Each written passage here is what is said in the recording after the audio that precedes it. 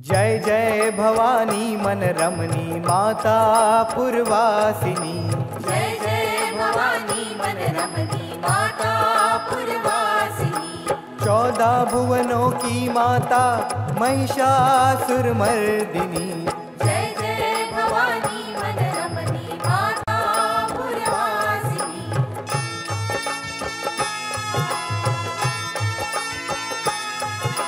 पहन के पीला चोला जचे हार कंठों में। पहन के पीला चोला जचे हार कंठों में।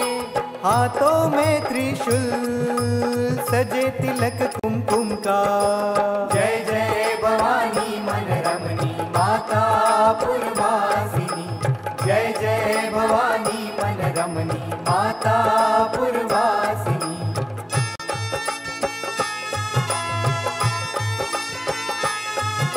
पहन के पर्वत की चोली उस पे मोती की जाली। पहन के पर्वत की चोली उस पे मोती की जाली। हृदय सोहे पद कमले और गले में अनंत काल पहले देव और दानों में युद्ध होता था। राक्षस जब अनंत अत्याचार करते थे तब देव आदि शक्ति और आदि माया से विनती करते थे कि आई हुई आपत्ति को दूर करें। सर्वदेव और ऋषियों ने अपनी शक्ति देवी को प्रदान की और साक्षात पार्वती सुलक्षणा जगदम्बा के रूप में प्रकट हो गई।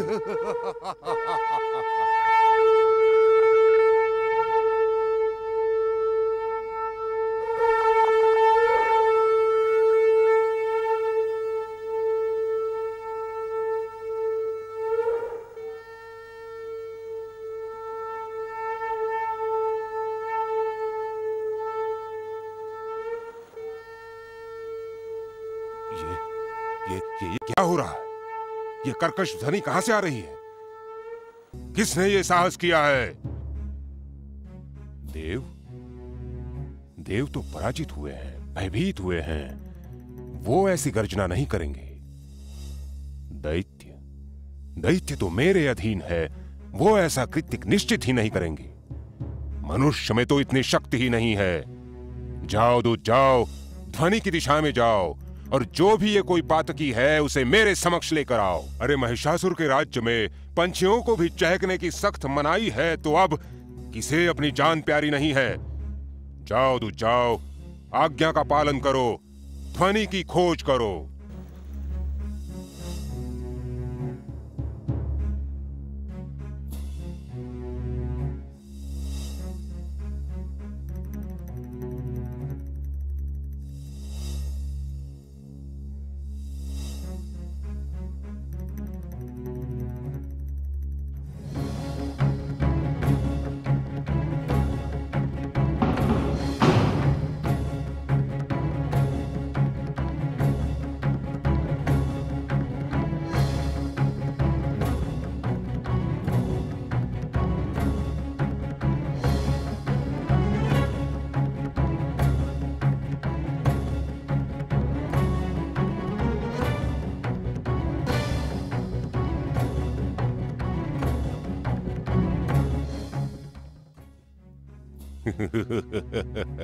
आओ दूत, क्या कुछ पता चला?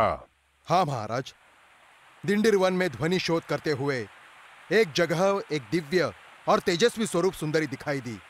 वो सर्वांग विभूषित और सर्वशस्त्रधारी स्त्री है। वो मनुष्य योनि की नहीं है, ये निश्चित है। ये किस आधार पर कह रहे हो? वो शेर पे बैठी हुई है, उसके अनेक हाथों में अनेक शस्त्र है। सभी देव इकट्ठा होके उसका स्तवन करते हैं, उसका जय जयकार करते हैं। ये देव ऐसे विविध रूप लेते ही रहते हैं। वो किसी देव की भार्या होंगी। नहीं दैत्यराज, वो अविवाहित है ऐसे हमें लगता है। उसका तेज इतना प्रखर है कि मैं उनके मुख को देख ही नहीं पाया। अभी आगे क्या करना है, आज्ञा करो महाराज।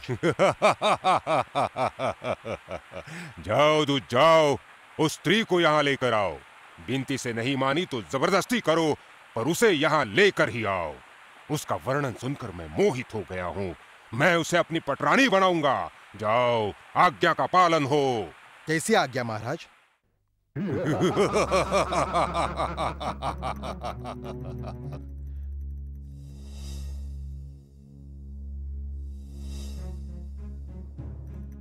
महाभाग्यवती, आप कौन हो और यहां आने का प्रयोजन क्या है? हमारे स्वामी दैत्यराज महिषासुर, उनका मैं दूत हूं, तुम्हें विनती करने आया हूं। हमारे स्वामी तुमसे मिलना चाहते हैं।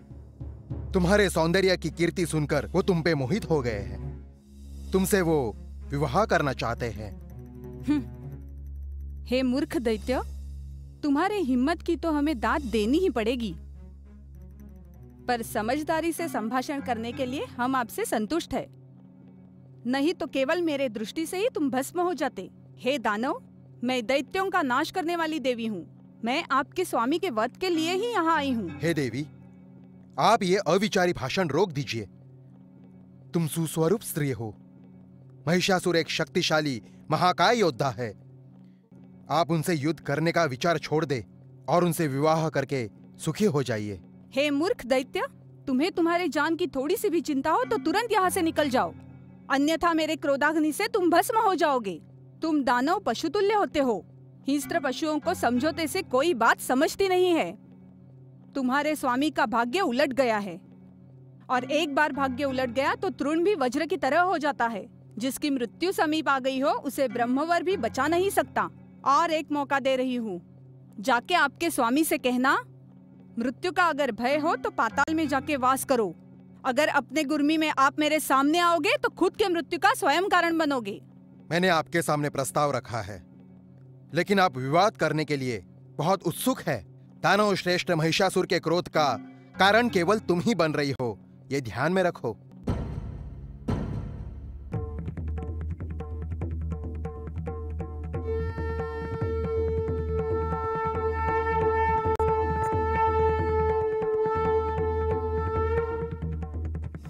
लावण्यवती सुंदरी है, इसलिए उसे स्वीकार करने का हमने विचार किया था, लेकिन वो अपनी मस्ती में यदि हमें चुनौती दे रही है तो एक फूल की भांति उसे पैरों के तले रोंदने में हम जरा भी नहीं हिचकिचाएंगे। हमारी क्रूरता की उसे प्रत्यक्ष अनुभूति देनी होगी। ये किंचित स्त्री पराक्रम के बारे में बोले, इस यक्षराज के विरोध में बोले, इसका मतलब उसका अंत स्पष्ट हो चुका है। मंत्रीगण, रणशंख बजाओ, समस्त यक्ष सेना को युद्ध के लिए तैयार होने को कहो। यक्षराज बिड़ाल और असिलोभों को उस स्त्री पर हमला करने को कहो। पहले उसके शौर्य को पैरों के तले रोन दो, बाद में हम उसके बाल पकड़कर उसे खींचकर यहाँ लेकर आएंगे और यही उसका वध करेंगे और यहीं पर उसके टुकड़े करके पशुओं को खिलाएंगे। चलो यक्ष सैनिकों, युद्ध के लिए तैयार हो जाओ, रणशंख बजाओ, हमला करो।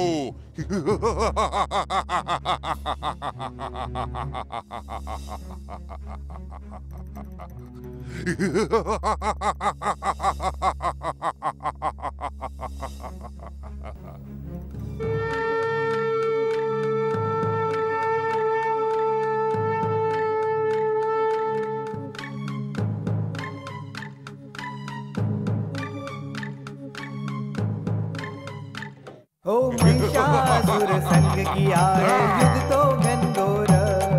ओ महिषासुर संग किया है युद्ध तो घनघोर। ओ मर्दानी की कथा कहती है ये तो शमशेर, ये तो शमशेर। ओ महिषासुर संग किया है युद्ध तो घनघोर। ओ महिषासुर संग किया है युद्ध तो घनघोर। मत्य हो के दैत्य ने किया है ऐसा हुंकार। देख के देवी को दिखाए वो तो तलवार। आदि शक्ति के भड़के आंखों में है अंगार। ब्रह्मांड को कंप हुआ कांपे धरती थर-थर। ओ क्रोध से हुआ है ऐसा रूप भयंकर, रूप भयंकर। ओ महिषासुर संग किया है युद्ध तो घनघोर। ओ मर्दानी की कथा कहती है ये तो शमशेर,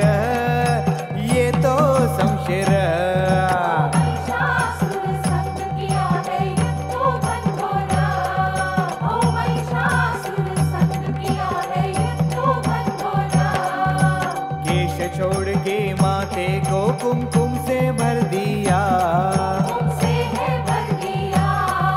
रुद्र भैरव को स्मर के हाथ में पाश है धर लिया। चाल करते हुए अंगों में शिव जी को समा लिया। मूर्तिमंत चंडी को देख के काल भी घबराए, ये काल भी घबराए। शेर की ऐसी दहाड़ से भूकंप हुआ सभी ओर, भूकंप सभी ओर। ओ महिषासुर संग किया है युद्ध तो घनघोर। ओ मर्दानी की कथा कहती है ये तो शमशेर, ये तो शमशेर। ओ महिषासुर संग किया है युद्ध तो घनघोर। ओ महिषासुर संग किया है युद्ध तो घनघोर। केश धर के दैत्य को धरती पे है फेंक दिया, धरती पे है फेंक दिया। शेर ने भी दैत्य के खून का रस है चख लिया। घबरा के उस दैत्य ने माँ के पैर है धर लिए। छाती पे रख के पाँव मस्तक को छेद दिया, ने मस्तक छेद दिया। संहार करके दैत्य का पहनी उसकी माला, पहनी माला। ओ महिषासुर संग किया है युद्ध तो घनघोर। ओ महिषासुर संग किया है युद्ध तो घनघोर। ओ महिषासुर संग किया है युद्ध तो घनघोर। निर्दालन करके दैत्य का खून है चख लिया। तूने चख लिया। उदेकार सुन के माता प्रसन्न है हुई। रक्षा करने बैठी है माता तुलजापुर में। तुलजापुर में। पापों से मुक्ति मिलते ही धरती जगमगाए। धरती जगमगाए। तेरी कृपा से रंगा हुआ है ये जगराता, ये जगराता। ओ महिषासुर संग किया है युद्ध तो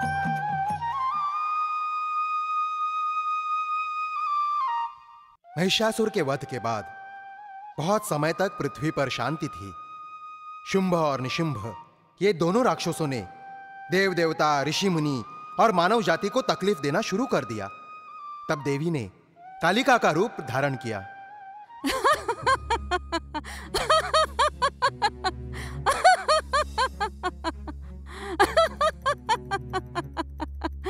राक्षस वीरों, उस क्षुद्र कालिका के वध के लिए हम स्वयं जाना उचित नहीं होगा। हाँ। इसलिए पहले धूम्रवलय जाकर उसे नेस्तनाबूद करेंगे। उसके बाद हमारे पराक्रमी वीर चंड और मुंड उसका शिरच्छेद करेंगे। क्यों? हाँ। हम दो शूरवीरों के सामने हाँ। वो कालिका कुछ नहीं कर पाएगी। हाँ। इसलिए जाओ वीर जाओ, उसका वध करके ही वापस आओ।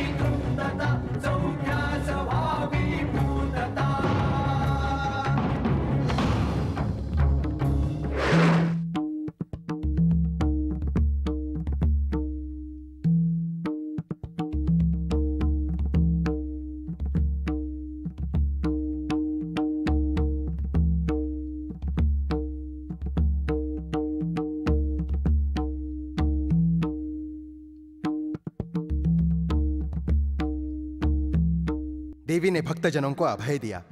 भक्तों के रक्षण के लिए देवी ने सप्तशृंगी गढ़ पे ही निवास किया। मार्कंडेय ऋषि देवी को पुराण सुनाते थे, उसकी स्तुति करते थे। सप्तशृंगी गढ़ पे देवी प्रसन्नता से वास कर रही थी। देव देवता, मानव और ऋषि मुनि आनंद से जीवन व्यतीत कर रहे थे।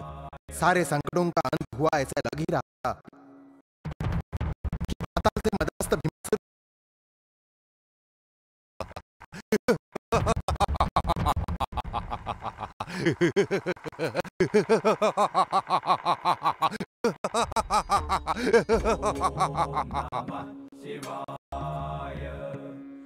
उसने गरीब जनता, साधु संतों को त्रस्त करने की शुरुआत की। सारे जीव और सृष्टि को नष्ट करने की ठान ली। भीमासुर ने सर्वत्र दहशत फैला दी।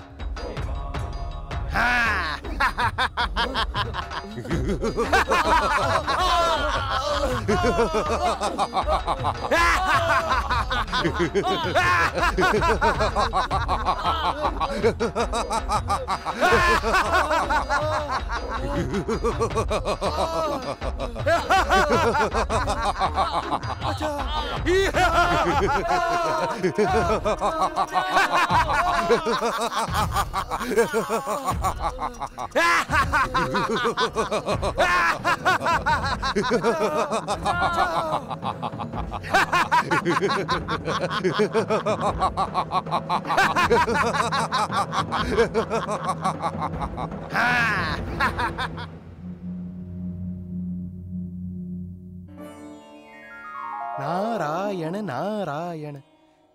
अरे अरे अरे अरे, क्या ये विध्वंस! भीमासुर और उसकी असुर सेना बहुत ही आक्रामक है।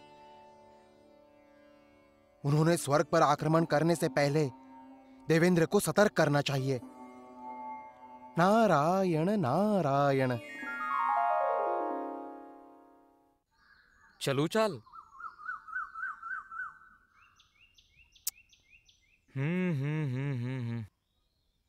आज सभी चालें महाराज के विरोध में लग रही है। सच है देव कुबेर, आज हमने चली हुई तमाम चालें अपेक्षा के अनुसार चलने का नाम ही नहीं ले रही है। नारायण नारायण।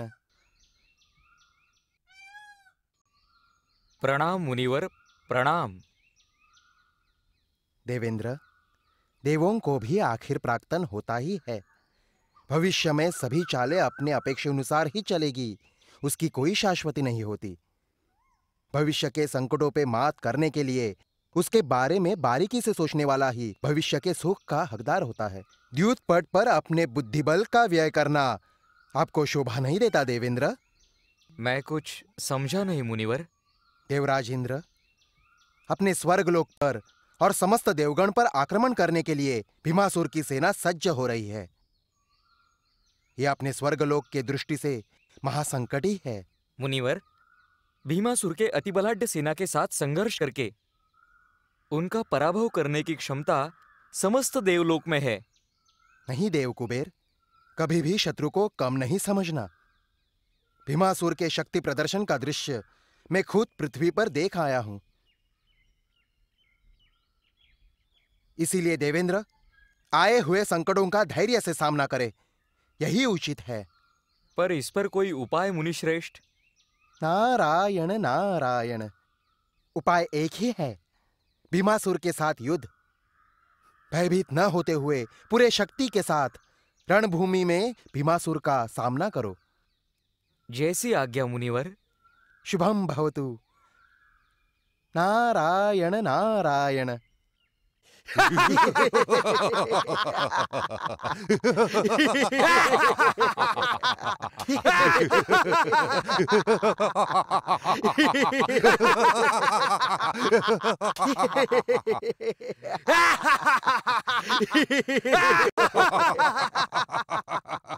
समस्त पराक्रमी असुरगण और सेनापति, भूलोक पर मानवीय सृष्टि नष्ट करके हमने अपना साम्राज्य स्थापन किया, परंतु ये पूर्ण विजय नहीं है। अर्थात समस्त देव, यक्ष, गंधर्व और किन्नर, इन सभी को अपना दास बनाना है। उसके लिए स्वर्गलोक पर विजय पाना है। समस्त देवगणों को पलायन करने के लिए त्रिलोक भी कम पड़ जाए, ऐसे उनके पराभव की तैयारी करो। जाओ। ठीक है महाराज। असुराधिपति, महापराक्रमी, महाविक्रमी भीमासुर की इस सेना के सामने समस्त देवगणों का चुटकी में पराभव हो जाएगा। और महाराज, आप स्वर्गलोक के स्वामी, कुबेर के धन के धनी, इंद्रासन के अधिपति, शासन करते बनेंगे। राजाधिराज महाराज भीमासुर की जय हो, जय हो। जाओ सेनापति, स्वर्गलोक पर आक्रमण करने की तैयारी करो।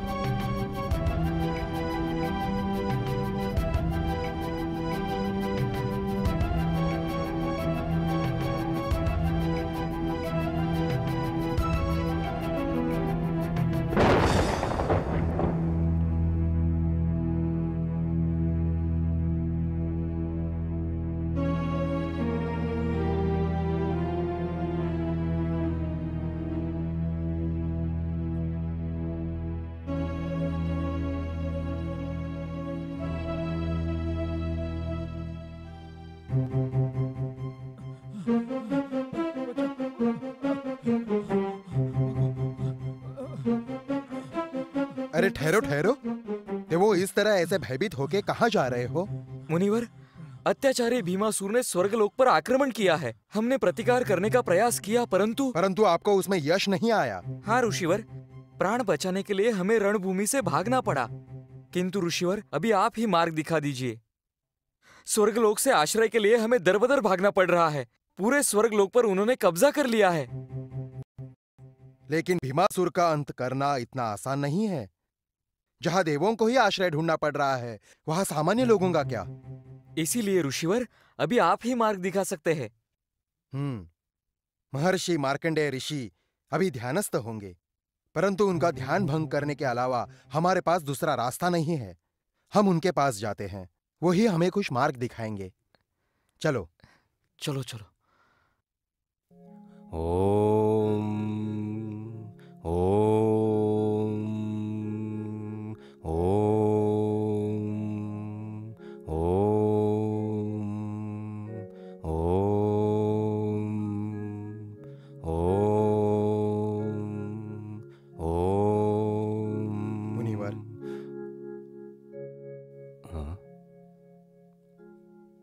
योगीराज, तपस्वी मुनिश्रेष्ठ मार्कंडेय को पराशर का सादर प्रणाम। ऋषि पराशर और समस्त देवगण, हमारे पास आकस्मिक आने का कारण? मुनिवर, स्वर्गलोक पर न भूतो न भविष्यति इस तरह का संकट आ पड़ा है। भीमासुर नाम का असुर अचानक पाताल से प्रकट हुआ और उसने त्रिलोक पे विजय हासिल किया। इस वजह से समस्त देवगण, मानव, पशु, पक्षी, प्राणी, इनका जीवन दुखी और कष्टी हुआ है। मुनिवर मार्कंडेय, आप ही इस समस्या का समाधान निकाल सकते हैं। मार्गदर्शन कीजिए मुनिवर, मार्गदर्शन कीजिए, मार्गदर्शन कीजिए। शांत हो जाइए, चिंता मत कीजिए। जिस तरह से दिन के बाद आने वाले रात का अंधकार ज्यादा समय नहीं टिकता, जिस तरह पैदा हुए असत्य का अंत भी सत्य से ही होता है। सत्य सत्य तो सदैव विजयी होता है। सत्य चिरंतन है। उसी तरह असुर श्रेष्ठ भीमासुर का राज्य भी ज्यादा काल नहीं होगा। सत्य, न्याय और सत्व गुणों का ही विजय होगा और स्वर्ग लोक में पुनश्च देवगणों का ही वास्तव्य होगा। इसके लिए आदिशक्ति जगत जननी की भावपूर्ण प्रार्थना करनी होगी।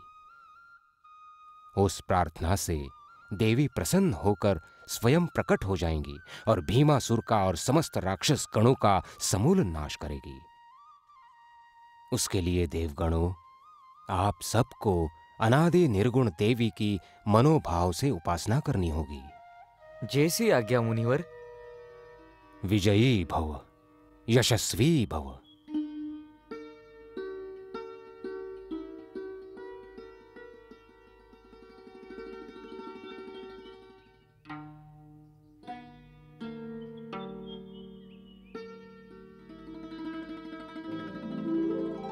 देवराज इंद्र, समस्त देवगण जागृत हो जाओ।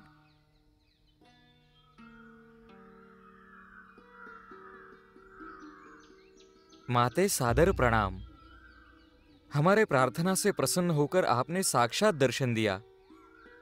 आपके उपकार महान है देवी। देवेंद्र, मैं तुम्हारी प्रार्थना से प्रसन्न हो गई। बोलो, किस कारण आपने प्रार्थना की? हे माते, आप आपका आसुरनाशिनी रूप धारण करके महिषासुर की तरह त्रिलोक पर चले आए हुए भीमासुर का वध करना, आप समग्र सृष्टि को संकट मुक्त करना माते। माते, हमारा सारा तेज और शक्ति खुद में विलीन कर माते।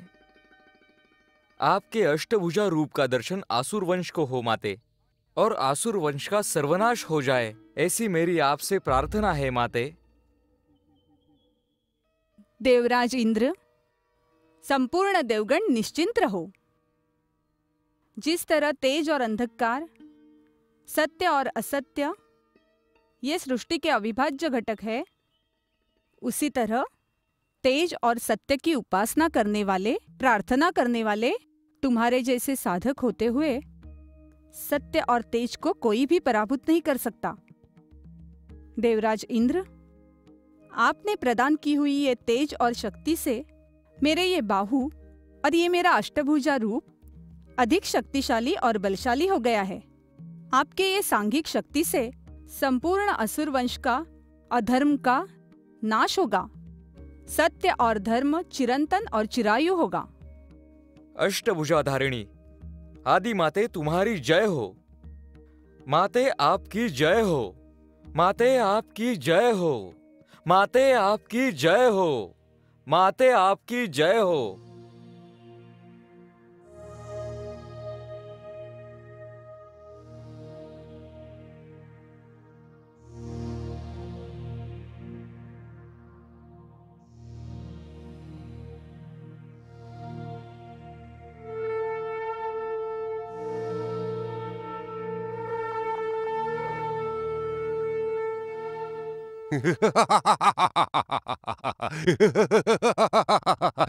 महाराज, बहुत दिनों से युद्ध न होने के कारण अपने शस्त्र निकामी हो जाएंगे, ऐसी शंका हो रही है।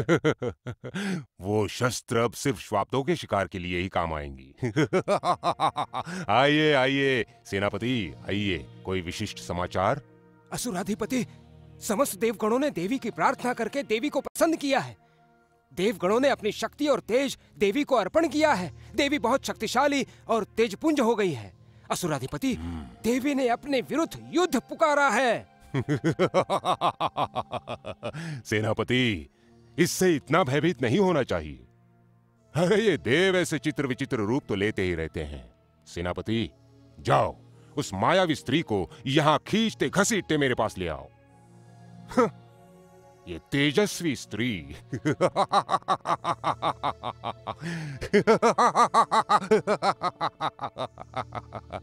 तेजस्वी स्त्री।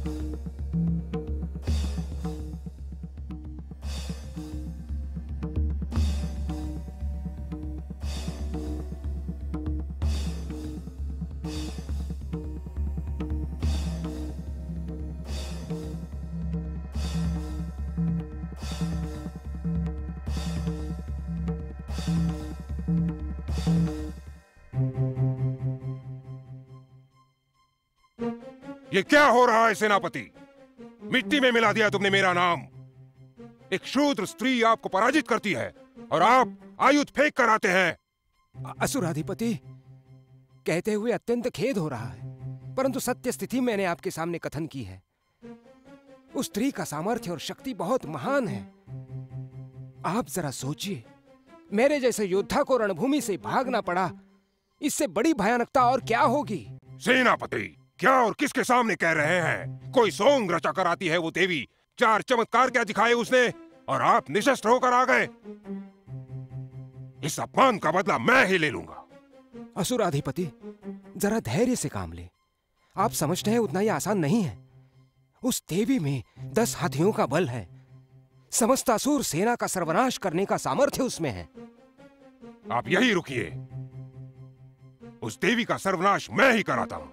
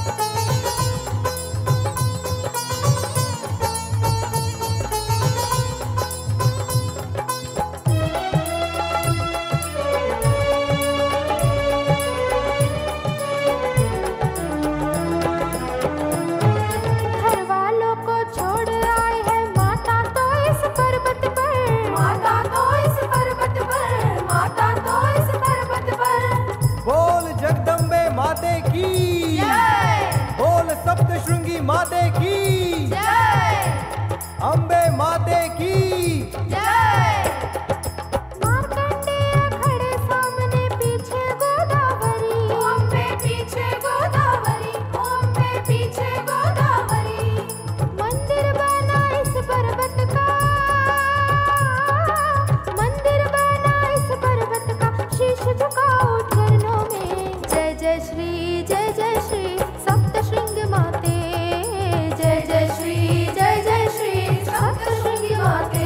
जय जय जगदम्बे माते, जय जय जगदम्बे माते, जय जय जगदम्बे माते, जय जय जगदम्बे माते।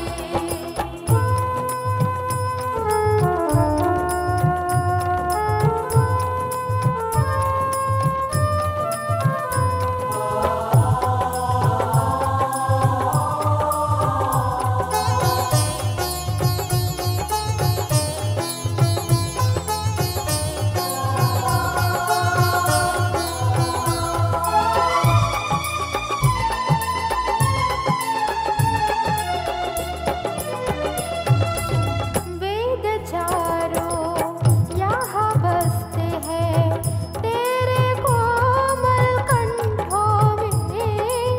वेद चारों यहाँ बसते हैं तेरे कोमल कंठों में। आठ हाथों में बसी हुई है पुरानों की खुशबू। हाथ जोड़ के झोली फैलाओ, हाथ जोड़ के झोली फैलाओ, तेरी आरती गाऊं मैं। जय जय श्री सप्तशृंगी माते, जय जय श्री सप्तशृंगी माते। जय जय जगदम्बे माते, जय जय जगदम्बे माते, जय जय जगदम्बे माते, जय जय जगदम्बे माते। जय जय जगदम्बे माते, जय जय जगदम्बे माते, जय जय जगदम्बे माते, जय जय जगदम्बे माते, जय जय जगदम्बे माते, जय जय जगदम्बे माते, जय जय जगदम्बे माते। जगदम्बे जगदम्बे।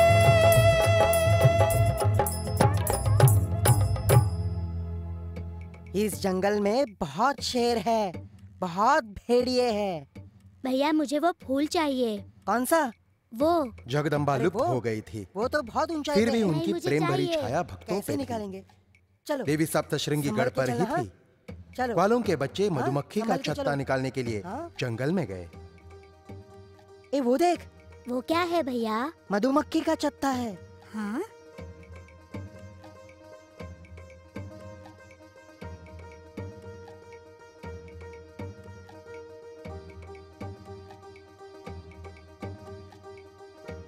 उन्होंने डंडा डाला तो उस पर सिंदूर लगा था।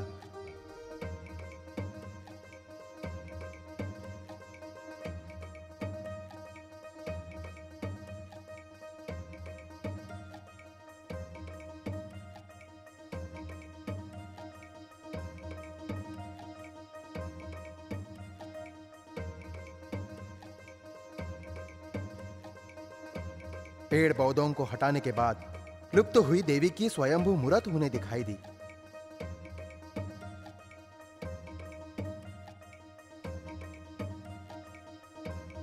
देवी ने आशीर्वाद दिया। बेटा मैं हूँ, घबराना नहीं। यहाँ मैं आराम करती हूँ। महिषासुर के वध के बाद इस पवित्र सप्तशृंगी गढ़ पर मैंने वास्तव्य किया। तुम्हारी वजह से मैं आज प्रकाशित हुई हूँ। इस जगह मैं हमेशा के लिए रहने वाली हूँ। इस जगह को साफ करके तू यहाँ मंदिर बनाना। मेरा आशीर्वाद तुम जैसे भक्तों पे हमेशा रहेगा।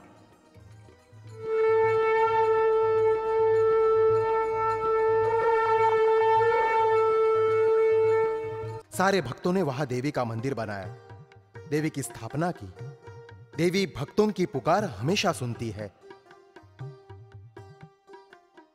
निसंतान सावित्री जगदम्बा की निस्सीम भक्त थी। नियमित स्वरूप वो जगदम्बा की आराधना करती थी, प्रार्थना करती थी।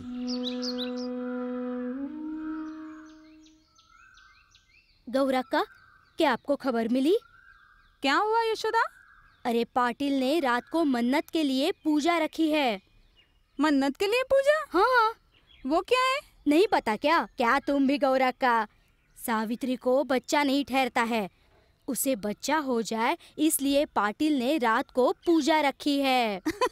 अरे ऐसे पूजा रखने से किसी बांझ को बच्चा होता है क्या? नहीं तो क्या, कुछ भी। आ गई। क्यों सावित्री, आज यहाँ कैसे? देवी के मंदिर में जा रही हूँ। अच्छा। रात को पूजा है ना। हाँ, आप सब आना जरूर। हाँ, आएंगे। अरे ओ, बच्चे को हाथ मत लगा।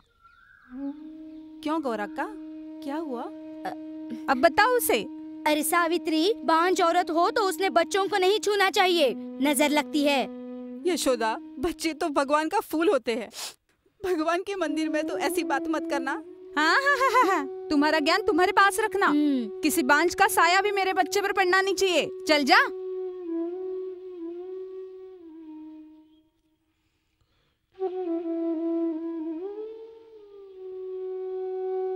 अरे सावित्री, बांझ औरत हो तो उसने बच्चों को नहीं छूना चाहिए, नजर लगती है।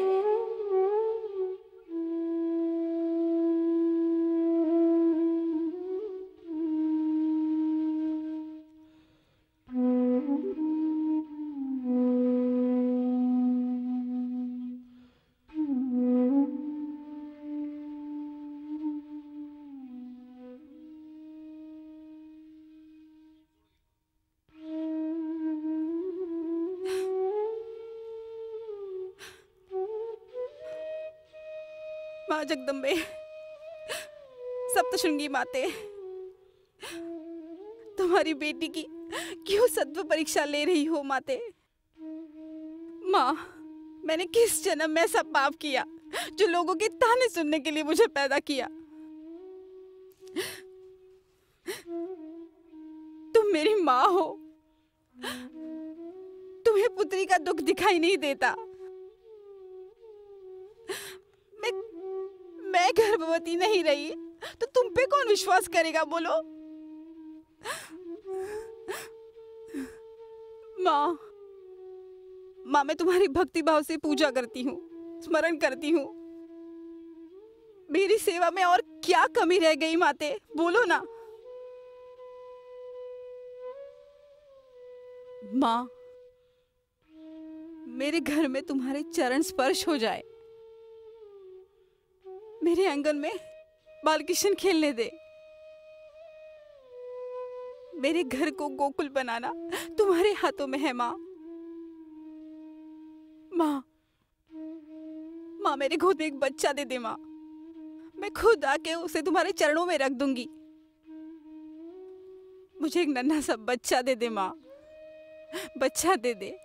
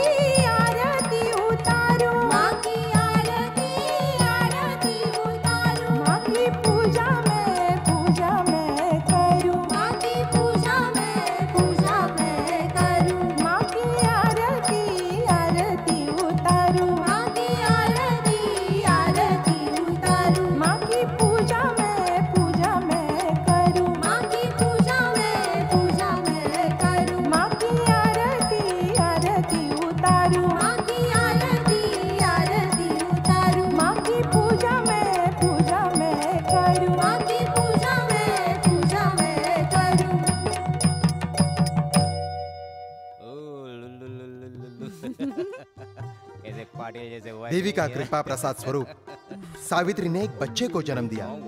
वो खुश हो गई। बच्चे की परवरिश में सावित्री मशगूल हो गई। जिस देवी के कृपा प्रसाद से वो माँ बनी, उस देवी का स्मरण तो उसे रहा नहीं।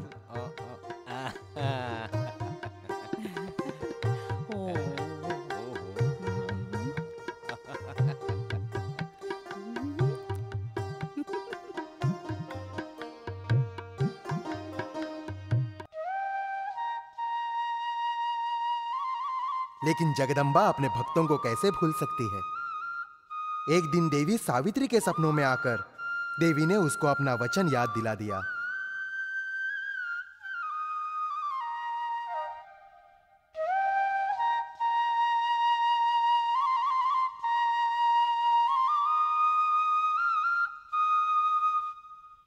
बेटा सावित्री, तुम्हारी तपश्चर्या से मैं प्रसन्न हो गई। तुम्हारे जैसे पतिव्रता सती को आशीर्वाद दिया। सुंदर सा बालक तुम्हें हुआ, लेकिन बालक को लेके तुम हमारे दर्शन के लिए नहीं आई, इसलिए मैं ही तुम्हारे पास आई हूँ। इस चैत्र पूनम में बालक को लेके गढ़ पे आ जाना, मैं तुम्हारी प्रतीक्षा करूंगी।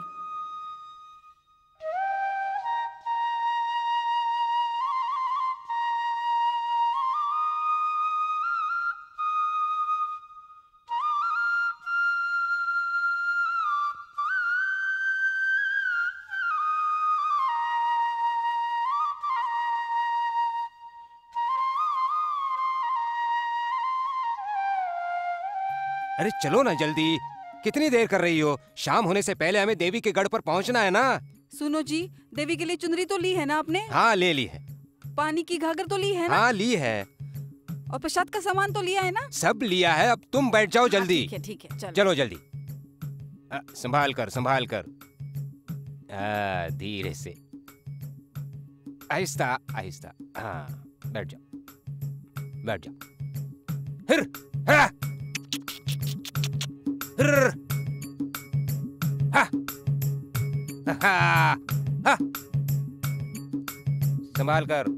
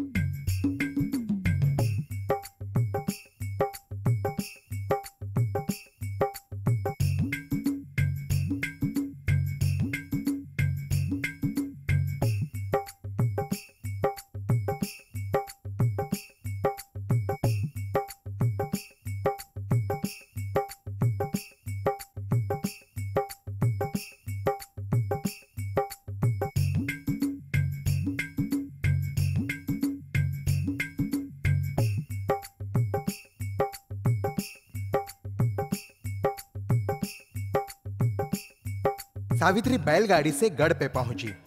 उस बैलगाड़ी के निशान आज भी भक्त हमें दिखाते हैं। देवी अपने भक्तों की हमेशा सप्तशृंगी गढ़ पर राह देखती हैं। ये जागृत देवी सबके मुश्किलों को पार करती है, ऐसी श्रद्धा है। कछुआ जैसे अपने नजरों से अपने बच्चों की परवरिश करता है, वैसे ही ये जगदम्बा अपने नजरों से भक्तों पर माया करती है। और इसीलिए भक्त कहते हैं, जय जय